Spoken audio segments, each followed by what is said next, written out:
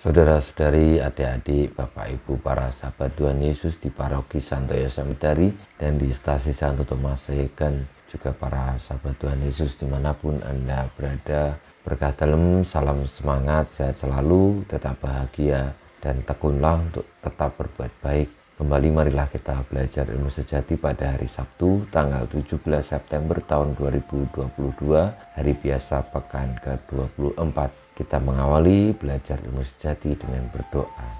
Dalam nama Bapa, Putra, dan Roh Kudus. Amin. Allah Bapa kami, sumber segala pembaruan, perkenankanlah kami menyerupai sang manusia baru yang telah Kau utus mendatangi kami.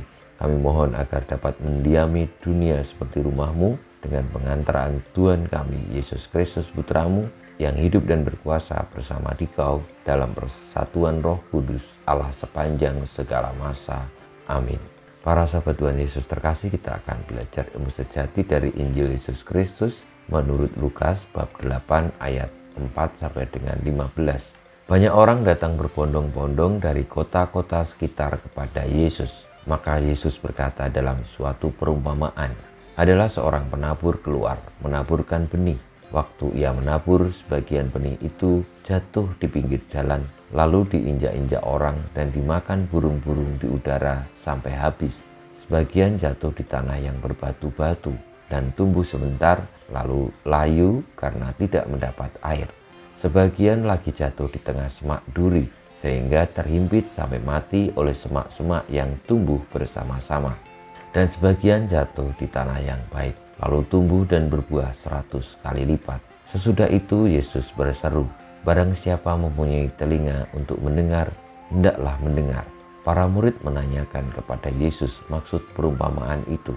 Yesus menjawab, kalian diberi karunia mengetahui rahasia kerajaan Allah, tetapi hal itu diwartakan kepada orang lain dalam perumpamaan, supaya sekalipun memandang mereka tidak melihat, dan sekalipun mendengar mereka tidak mengerti. Inilah arti perumpamaan itu. Benih itu ialah sabda Allah. Yang jatuh di pinggir jalan ialah orang yang telah mendengarnya. Kemudian datanglah iblis, lalu mengambil sabda itu dari dalam hati mereka, supaya mereka jangan percaya dan diselamatkan. Yang jatuh di tanah yang berbatu-batu ialah orang yang setelah mendengar sabda itu, menerimanya dengan gembira, lalu mereka tidak berakar.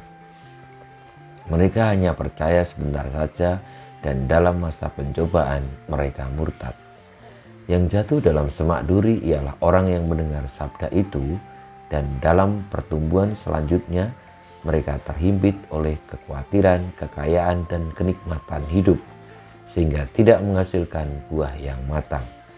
Yang jatuh di tanah yang baik ialah orang yang mendengar sabda itu dan menyimpannya dalam hati yang baik dan menghasilkan buah dalam ketekunan.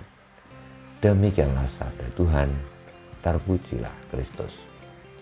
Para sahabat Tuhan Yesus yang terkasih, perumpamaan tentang benih yang ditaburkan oleh sang penabur yang akhirnya jatuh di pinggir jalan, di semak-semak, di tanah berbatu, dan juga di tanah yang subur, membawa kepada kita semua pemahaman sebagaimana diterangkan oleh Tuhan Yesus bahwa benih itu memperlambangkan sabda Tuhan.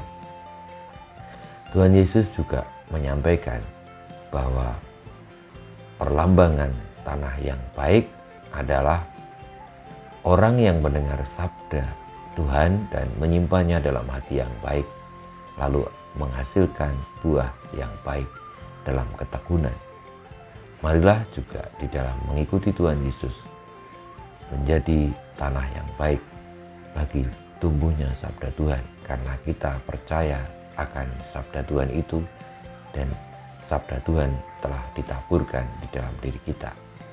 Semoga dengan mendengarnya, menyimpan dalam hati, lalu memperjuangkannya dengan tekun, kita boleh menghasilkan buah-buah berlimpah kebaikan dalam hidup ini sepanjang hayat kita.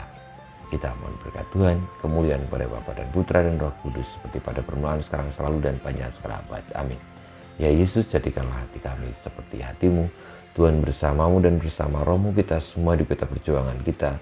untuk menjadi tanah yang subur bagi tumbuhnya sabda Tuhan, hingga akhirnya menghasilkan buah kebaikan, senantiasa dibimbing, dilindungi, diberkati Allah yang Maha Kuasa, Bapa, Putra, dan Roh Kudus. Amin.